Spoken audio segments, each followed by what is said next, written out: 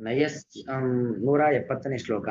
ನಯಸ್ಯ ವಧ್ಯ ನ ಚ ರಕ್ಷಣೀಯೋ ನೋಪೇಕ್ಷಣೀಯ ನೋಪೇಕ್ಷಣೀಯ ಅದಷ್ಟು ನೋಪೇಕ್ಷಣೀಯ ಆದರಣೀಯ ಪಕ್ಷಃ ಅಥಾಪಿ ಸರ್ಗಸ್ಥಿತಿ ಸಂಯಮಾರ್ಥಂ ದತ್ತೇ ರಜಸ್ಸತ್ವತಮಾಂಸಿ ಕಾಲೇ ನ ಯಸ್ಯ ವಧ್ಯಃ ನ ಚ ರಕ್ಷಣೀಯಃ ನ ಉಪೇಕ್ಷಣೀಯ ಆದರಣೀಯ ಪಕ್ಷಃ ನ ಉಪೇಕ್ಷಣೀಯ ಆದರಣೀಯ ಪಕ್ಷಃ ಅಥಾಪಿ ಸರ್ಗಸ್ಥಿತಿ ಸಂಯಮಾರ್ಥಂ धत्ते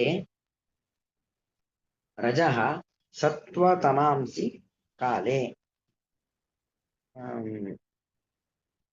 ಬ್ರಹ್ಮದೇವರು ಭಗವಂತನನ್ನ ಸ್ತೋತ್ರ ಮಾಡತಕ್ಕಂಥ ಒಂದು ಸಂದರ್ಭ. ಅಂದರೆ ಅಲ್ಲಿ ದೂರ್ವಾಸರ ಶಾಪದಿಂದಾಗಿ ಇಡೀ ಜಗತ್ತಿನಲ್ಲಿ ಜ್ಞಾನ ಇಲ್ಲ ಅಂತಾಗತ್ತೆ. ಇಡೀ ಜಗತ್ತಿನಲ್ಲಿ ಜ್ಞಾನ ಇಲ್ಲ ಅಂತಾದಾಗ ಭಗವಂತ ನೀನು ಜ್ಞಾನ ಕೊಡಬೇಕು, ಜಗತ್ತಿನಲ್ಲಿ ಇರತಕ್ಕಂಥ ಅಜ್ಞಾನವೆಂಬ ಅಮಂಗಳವನ್ನು ಪರಿಹಾರ ಮಾಡಬೇಕು ಎಂಬ ಚತುರ್ಮುಖ ಬ್ರಹ್ಮದೇವರು ಭಗವಂತನ ಬಳಿಗೆ ಹೋಗಿ, ಪರಬ್ರಹ್ಮನ ಬಳಿಗೆ ಹೋಗಿ ಸ್ತೋತ್ರ ಮಾಡ್ತಾರೆ. ಆ ಸಂದರ್ಭದಲ್ಲಿ ಬಂದಿರತಕ್ಕಂಥ ಮಾತು ಅಂದ್ರೆ ನೋಡಿ, ನಮ್ಗೆ ಯಾರೋ ಮೇಲೆ ಪ್ರೀತಿ ಇರುತ್ತೆ, ಯಾರೋ ಮೇಲೆ ದ್ವೇಷ ಇರುತ್ತೆ. ಪ್ರೀತಿ ಇದ್ದವನನ್ನ ಆಧರಿಸ್ತೀವಿ, ಸತ್ಕರಿಸ್ತೀವಿ, ಅವನಿಗೆ ಒಳ್ಳೇದಾಗ್ಲಿ ಅಂತ ಬಯಸ್ತೀವಿ. ದ್ವೇಷ ಇದ್ದವನಿಗೆ ಕೆಟ್ಟದಾಗ್ಲಿ ಅಂತ ಅನ್ಕೊಂತೀವಿ, ಅಥವಾ ಅವನನ್ನ ಕೊಲ್ಲಬೇಕು ಅಂತ ಅನ್ಕೊಂತೀವಿ. ಹೀಗೆ ಅವನಿಗೆ ಹಿಂಸೆ ಕೊಡಬೇಕು ಅಂತ ಅನ್ಕೊಂತೀವಿ. ಅಂತೂ ನಮಗೆಲ್ಲ ಏನಿರುತ್ತೆ ಅಂತ ಹೇಳಿದ್ರೆ, ಪ್ರತಿಯೊಬ್ಬ ಮನುಷ್ಯನಿಗೂ ಕೂಡ ಕೆಲವರ ಮೇಲೆ ಪ್ರೀತಿ, ಕೆಲವರ ಮೇಲೆ ದ್ವೇಷ, ಇದೆಲ್ಲ ಇರುತ್ತೆ. ಆದರೆ ಭಗವಂತನಿಗಾಗ್ಬೇಕಾದ್ರೆ ಯಸ್ಯ ಅಂದ್ರೆ ಯಾವ ಭಗವಂತನಿಗೆ, ಯಾವ ಶ್ರೀಹರಿಗೆ ಇಂಥವನು ವದಾರಹ. ನಮೇ ಕೃಷ್ಣ ಗೀತೆಯಲ್ಲಿ ಹೇಳ್ತಾನೆ, ನಮೇ ದ್ವೇಷೋಸ್ತಿನ ಪ್ರಿಯ. ಆ ಮಾತಿನ ವಿವರಣೆ ಇದು. ನನಗೆ ಯಾರ ಮೇಲೂ ಪೂರ್ವಾಗ್ರಹದಿಂದ ದ್ವೇಷ ಇಲ್ಲ, ನನಗೆ ಯಾರ ಮೇಲೂ ಪೂರ್ವಾಗ್ರಹದಿಂದ ಪ್ರೀತಿ ಇಲ್ಲ. ಅವರವರ ವ್ಯಕ್ತಿತ್ವಕ್ಕೆ, ವರ್ತನೆಗೆ, ಅವರ ಕ್ರಿಯೆಗೆ ಅನುಗುಣವಾಗಿ ನಾನು ಫಲಾಫಲಗಳನ್ನು ಕೊಡ್ತೇನೆ ಅಷ್ಟೇ ಹೊರತು ಯಾರ ಮೇಲೂ ಪೂರ್ವಾಗ್ರಹದಿಂದ ಇವನನ್ನ ಒಳ್ಳೇದ್ ಮಾಡಬೇಕು, ಇವನಿಗೆ ಕೆಟ್ಟದ್ ಮಾಡಬೇಕು ಆ ತರ ನಾನು ಮಾಡೋದಿಲ್ಲ. ಈ ವಿಚಾರವನ್ನ ಕೃಷ್ಣ ಗೀತೆ ಹೇಳಿದ್ದ. ಒಂದು ರೀತಿಯಲ್ಲಿ ಅದರ ವಿವರಣೆ, ಅದರ ವಿವರಣೆಯಿಂದ ಬ್ರಹ್ಮದೇವರು ಕೊಟ್ಟ ಹಾಗಿದೆ. ಯಸ್ಯ ವದ್ಯ ನ ಯಾವ ಪರಮಾತ್ಮನಿಗೆ ವದ್ಯ, ಇವನನ್ನು ನಾನು ಕೊಲ್ಬೇಕು ಅನ್ನೋ ಭಾವನೆ ಇಲ್ಲ. ಇನ್ನು ರಕ್ಷಣೀಯ, ರಕ್ಷಿತು ಯೋಗ್ಯ ರಕ್ಷಣೀಯ, ಇವನನ್ನು ನಾನು ರಕ್ಷಣೆ ಮಾಡಬೇಕು ಅಂತ ಪೂರ್ವಾಗ್ರಹದಿಂದ ಯಾರನ್ನು ಭಗವಂತ ಹಾಗೆ ರಕ್ಷಣೆ ಮಾಡೋದು ಅಂತಿಲ್ಲ. ಇನ್ನು ನ ಉಪೇಕ್ಷಣೀಯ ಆದರಣೀಯ ಪಕ್ಷ, ಇವನನ್ನ ಉಪೇಕ್ಷೆ ಮಾಡುವಂಥದ್ದು. ಉಪೇಕ್ಷೆ ಮಾಡೋದು ಅಂತ ಹೇಳಿದ್ರೆ ತಿರಸ್ಕಾರ ಮಾಡೋದು. ಅಥವಾ ಆದರಣೀಯ ಪಕ್ಷ, ಆದರಣೀಯ ಅಂದ್ರೆ ಇವನನ್ನು ತುಂಬಾ ಆಧಾರ ಮಾಡುವ, ಆದರಾತಿಥ್ಯಗಳನ್ನು ಮಾಡೋದು, ಆದರಣೀಯ, ಈ ತರನು ಕೂಡ ಇಲ್ಲ. ಹಾಗೆ ಅಂದ್ರೆ ಭಗವಂತನಿಗೆ ಯಾರು ಯಾವುದೇ ರೀತಿಯಾಗಿರ್ತಕ್ಕಂಥ ಒಂದು ಪೂರ್ವಾಗ್ರಹದಿಂದ ಬೇಕು ಅಂತನೂ ಇಲ್ಲ, ಯಾರು ಬೇಡುವಂತನೂ ಇಲ್ಲ. ಇಂಥವ್ನು ನನಗೆ ಬೇಕು, ಇವನು ವದಾರ್ಹ, ಇವನು ರಕ್ಷಣಾರ್ಹ, ಅಥವಾ ಇವನನ್ನ ಸೃಷ್ಟಿ ಮಾಡಬೇಕು, ಇವನನ್ನ ನಾನು ಉಪೇಕ್ಷೆ, ಒಂದು ಹುಲ್ಲು, ನಾವು ದಾರಿಲಿ ಹೋಗ್ತಾ ಒಂದು ಹುಲ್ಲು ನೋಡ್ತೀವಿ, ಅಥವಾ ಇನ್ನೇನೋ ಬೇಡದ್ ನೋಡ್ತೇವೆ, ಅದ್ರ ಬಗ್ಗೆ ನಮಗೆ ಆಸಕ್ತಿಯೂ ಇಲ್ಲ, ಅದ್ರ ಬಗ್ಗೆ ದ್ವೇಷವೂ ಇಲ್ಲ. ಆತರ ಉದಾಸೀನ ಭಾವ, ಆತರ ಉಪೇಕ್ಷೆಯು ದೇವರಿಗೆ ಯಾರ ಬಗ್ಗೆನೂ ಇಲ್ಲ. ಅಥವಾ ಇವನಿಗೆ ನಾನು ಆದರ ಆತಿಥ್ಯ ಮಾಡಬೇಕು ಎಂಬತಕ್ಕಂಥ ಆಗ್ರಹ, ಪೂರ್ವಾಗ್ರಹ, ಇದು ಯಾವುದೂ ಇಲ್ಲ ಭಗವಂತನಿಗೆ. ಅಥಾಪಿ ಹೀಗೆ ನಿನಗೆ ಯಾರಿಂದ ಏನೂ ಆಗ್ಬೇಕಾಗಿಲ್ಲ, ಅದು ನಿನಗೆ ಯಾರ ಮೇಲೂ ರಾಗದ್ವೇಷಾದಿಗಳಿಲ್ಲ, ಒಟ್ಟ ಅಭಿಪ್ರಾಯ. ಹಾಗಿದ್ರೂ ಕೂಡ ತರ್ಕ ಸ್ಥಿತಿ ಸಂಯಮಾರ್ಥಂ, ತರ್ಕ ಸ್ಥಿತಿ ಸಂಯಮ, ತರ್ಕ ಅಂದ್ರೆ ಸೃಷ್ಟಿ, ಸ್ಥಿತಿ ಅಂದ್ರೆ ಈಗಿರುವಿಕೆ, ಸಂಯಮ ಕೊನೆಗೆ ಜಗತ್ತನ್ನು ನಾಶ ಮಾಡುವ, ಅದಕ್ಕೋಸ್ಕರವಾಗಿ ಕಾಲೆ ಆಯಾಯ ಕಾಲದಲ್ಲಿ ಸೃಷ್ಟಿಕಾಲ, ಸ್ಥಿತಿಕಾಲ ಮತ್ತು ಲಯಕಾಲ, ಸೃಷ್ಟಿ ಸ್ಥಿತಿ ಲಯ ಕಾಲದಲ್ಲಿ ಕ್ರಮವಾಗಿ ರಜಸ್ಸತ್ವ ತಮಾಂಸಿ, ಸೃಷ್ಟಿಗೋಸ್ಕರವಾಗಿ ರಜ, ಸ್ಥಿತಿಗೋಸ್ಕರವಾಗಿ ಸತ್ವ, ಲಯಕ್ಕೋಸ್ಕರವಾಗಿ ತಮಸ್ಸು, ಆ ಗುಣಗಳನ್ನ ಧತ್ತೆ ಅಂದ್ರೆ ಧರಿಸುತ್ತೀಯ, ಅಂದ್ರೆ ನೀನು ಅದನ್ನ ಸ್ವೀಕಾರ ಮಾಡಿ ಅದರಿಂದ ಮಾಡ್ತೀಯ ಅಂತಲ್ಲ, ಆಯಾಯ ಗುಣಗಳನ್ನ ಅಭಿವೃದ್ಧಿ ಮಾಡ್ತೀಯ. ವೃದ್ಧಿ ಮಾಡುವ ಮೂಲಕವಾಗಿ ಸತ್ವಗುಣವನ್ನು ವೃದ್ಧಿ ಮಾಡುವುದು, ರಜೋಗುಣ ವೃದ್ಧಿ ಮೂಲಕವಾಗಿ ಸೃಷ್ಟಿ, ರಜೋಗುಣ ಸತ್ವಗುಣವನ್ನು ವೃದ್ಧಿ ಮಾಡುವ ಮೂಲಕವಾಗಿ ಸ್ಥಿತಿ, ತಮೋಗುಣವನ್ನು ವೃದ್ಧಿ ಮಾಡುವ ಮೂಲಕವಾಗಿ ಲಯ, ಈ ಕಾರ್ಯಗಳನ್ನು ನೀನು ಮಾಡ್ತೀಯ. ಯಾರ ಮೇಲೆ ಪೂರ್ವಾಗ್ರಹದಿಂದ ಮಾಡುವಂಥದ್ದಲ್ಲ. ಆಯಾಯ ಕಾಲದಲ್ಲಿ ಸೃಷ್ಟಿ ಕಾಲದಲ್ಲಿ ಸೃಷ್ಟಿಯಾಗಬೇಕು, ಸ್ಥಿತಿ ಕಾಲದಲ್ಲಿ ಸ್ಥಿತಿ ಆಗ್ಬೇಕು, ಲಯ ಕಾಲದಲ್ಲಿ ಲಯ ಆಗಬೇಕು. ಅದಕ್ಕೋಸ್ಕರವಾಗಿ ನೀನು ಆ ಗುಣಗಳನ್ನು ಸ್ವೀಕರಿಸ್ತೀಯ ಹೊರತು ಮತ್ತೆ ಯಾವುದೇ ರೀತಿಯಾಗಿರ್ತಕ್ಕಂಥ ಪೂರ್ವಾಗ್ರಹದಿಂದ ಅಲ್ಲ ಎಂಬತಕ್ಕಂಥ ವಿಚಾರವನ್ನ ಹೇಳ್ತಾ ಇದ್ದಾನೆ ಈ ಶ್ಲೋಕದಲ್ಲಿ. ವ್ಯಾಖ್ಯಾನ ನನು ಭವತು ಸಾತ್ವಿಕಾದಿ ವ್ಯವಹಾರ ಕಯಾಚಿತ್ ವಿವಕ್ಷಯ. ಅಂದ್ರೆ ಯಾವುದೋ ಒಂದು ಅಭಿಪ್ರಾಯಗಳಲ್ಲಿ ಭಗವಂತನನ್ನ ಯಾವುದೋ ಒಂದು ಅಭಿಪ್ರಾಯದಿಂದ ಹೇಳುವಂಥದ್ದು ಹೊರತು ಭಗವಂತನಲ್ಲಿ ಸತ್ವಗುಣ ಇದೆ, ರಜೋಗುಣ ಇದೆ, ತಮೋಗುಣ ಇದೆ ಅಂತ ಭಗವಂತನನ್ನ ಸಗುಣ ಅಂತಾಗ್ಲಿ ಅಥವಾ ಸತ್ವ ಅಂತಾಗ್ಲಿ ಸಾತ್ವಿಕ ಅಂತಾಗ್ಲಿ ಕರೆಯೋದಿಲ್ಲ ಅಂತ ಹೇಳದಲ್ಲ. ಭಗವತ್ ಒಪ್ಪೋಣ. ಪಾಲನಾದಿಕಂತು ವಿನಾ ಗುಣಬಂಧಂ ಕಥಂ ಭವತಿ.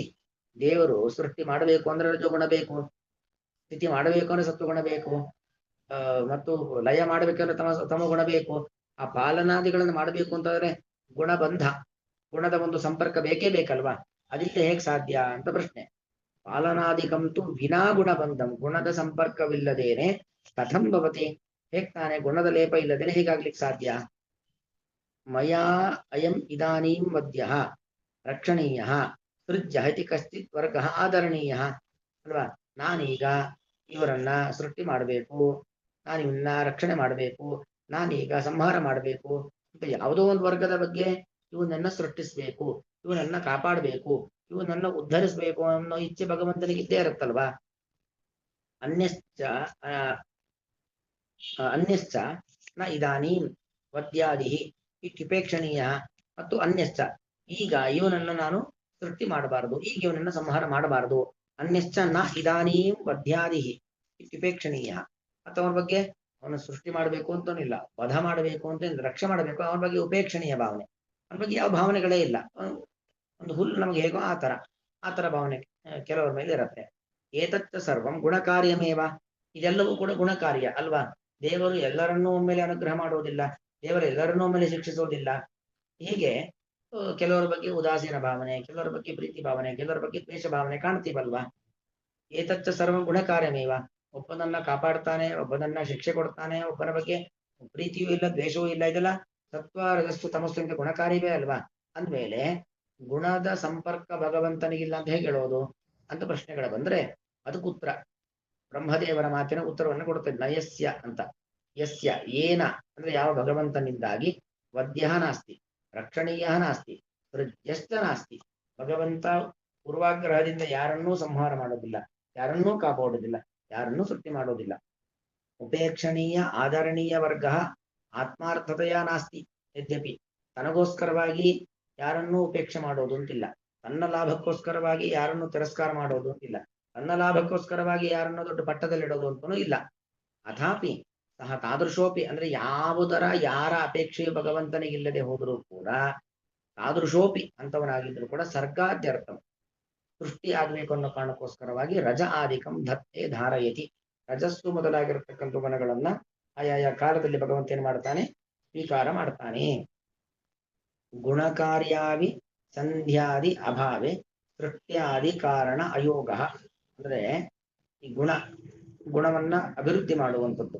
ಭಗವಂತ ರಜೋಗುಣವನ್ನ ಅಭಿವೃದ್ಧಿ ಮಾಡಿ ಸೃಷ್ಟಿ ಮಾಡುವಂಥದ್ದು, ಸತ್ವಗುಣವನ್ನ ಅಭಿವೃದ್ಧಿ ಮಾಡಿ ಸ್ಥಿತಿ ಮಾಡುವಂಥದ್ದು, ತಮೋಗುಣವನ್ನ ಅಭಿವೃದ್ಧಿ ಮಾಡಿ ಲಯ ಮಾಡುವಂಥದ್ದು.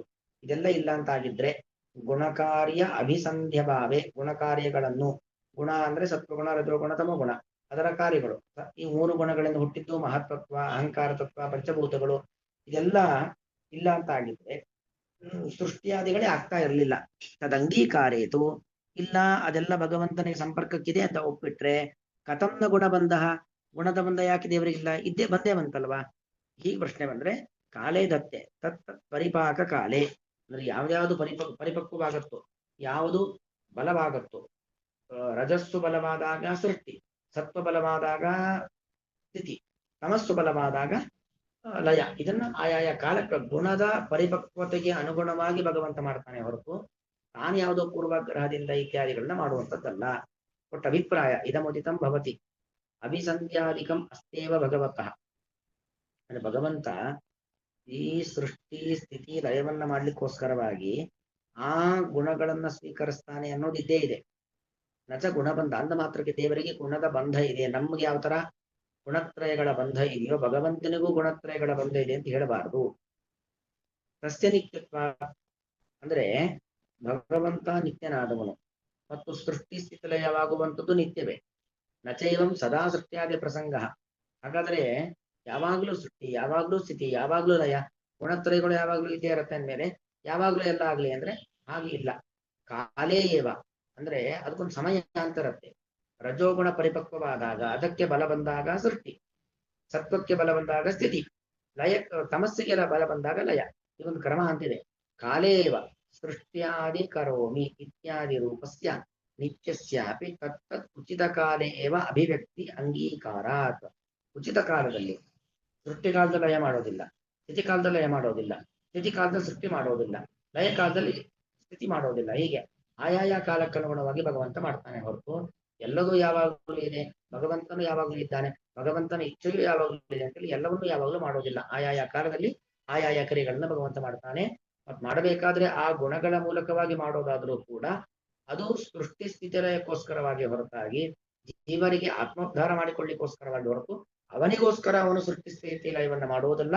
ಮತ್ತು ಆ ಸೃಷ್ಟಿ ಸ್ಥಿತಿ ಲಯಗಳನ್ನ ಅವನಿಗೆ ಸಾಮರ್ಥ್ಯ ಇಲ್ಲ, ಅವನ ಅಸಾಮರ್ಥ್ಯವನ್ನು ತುಂಬಿಸಿಕೊಳ್ಳಿಕ್ಕೋಸ್ಕರವಾಗಿ ಗುಣಗಳನ್ನು ಸ್ವೀಕಾರ ಮಾಡೋದು ಕೂಡ ಅಲ್ಲ ಅನ್ನೋದು ಅಭಿಪ್ರಾಯ. ಅಲ್ಲಿಗೆ ಭಗವಂತನಿಗೆ ಗುಣದ ಲೇಪ ಇಲ್ಲವೇ ಇಲ್ಲ ಅನ್ನೋದು ಒಟ್ಟಭಿಪ್ರಾಯ. ಯಸ್ಯ ಯಾವ ಭಗವಂತನಿಗೆ ವದ್ಯ ಸಂಹರಿಸಲು ಯೋಗ್ಯನಾದವನು, ವದ್ಯ ಅಂದ್ರೆ ವದಾರ್ಹನು ಎಂಬುದಾಗಿ ನಾ ಇಲ್ಲ. ಮತ್ತು ರಕ್ಷಣೀಯನ ಭಗವಂತನಿಗೆ ಇಂಥವೊಂದು ರಕ್ಷಾರ್ಹ ಎಂಬುದಾಗಿಯೂ ಇಲ್ಲ. ಮತ್ತು ಉಪೇಕ್ಷಣೀಯ ಆದರಣೀಯ ಪಕ್ಷ, ಇವನು ಉಪೇಕ್ಷಣೀಯ, ಇವನನ್ನು ಆಧರಿಸಬೇಕು ಎಂಬುದಾಗಿ ಕೂಡ ಇಲ್ಲ. ಅಥಾಪಿ ಹಾಗಿದ್ದರೂ ಕೂಡ ಸರ್ಗ ಸ್ಥಿತಿ ಸಂಯಮಾರ್ಥಂ, ಸರ್ಗ ಅಂದರೆ ಸೃಷ್ಟಿ ಸ್ಥಿತಿ ಮತ್ತು ಲಯ, ಅದಕ್ಕೋಸ್ಕರವಾಗಿ ಕಾಲೆ ಆಯಾಯ ಕಾಲದಲ್ಲಿ ಸೃಷ್ಟಿ ಸ್ಥಿತಿ ಲಯ ಕಾಲದಲ್ಲಿ ರಜಸತ್ವ ತಮಾಂಸಿ, ರಜಸ್ಸನ್ನು ಸತ್ವಗುಣವನ್ನು ತಮೋಗುಣವನ್ನು ಧತ್ತೆ ಧರಿಸುತ್ತಾನೆ. ಧರಿಸುತ್ತಾನೆ ಅಂದ್ರೆ ಆಯಾಯ ಗುಣಗಳನ್ನ ಅಭಿವೃದ್ಧಿ ಮಾಡಿ ಆ ಗುಣಗಳ ಮೂಲಕವಾಗಿ ಸೃಷ್ಟಿ ಸ್ಥಿತಿ ಲಯ ಕಾರ್ಯವನ್ನು ಮಾಡುತ್ತಾನೆ. ನಯಸ್ಯ ವದ್ಯೋ ನ ಚ ರಕ್ಷಣೀಯೋ ನೋಪೇಕ್ಷಣೀಯ ಧರಣೀಯ ಪಕ್ಷ ಅಥಾಪಿ ಸರ್ಗ ಸ್ಥಿತಿ ಸಂಯಮಾರ್ಥಂ ಧತ್ತೆ ರಜಸತ್ವ ತಮಾಂಸಿ ಕಾಲೇ. ಶ್ರೀಕೃಷ್ಣಾರ್ಪಣಂ.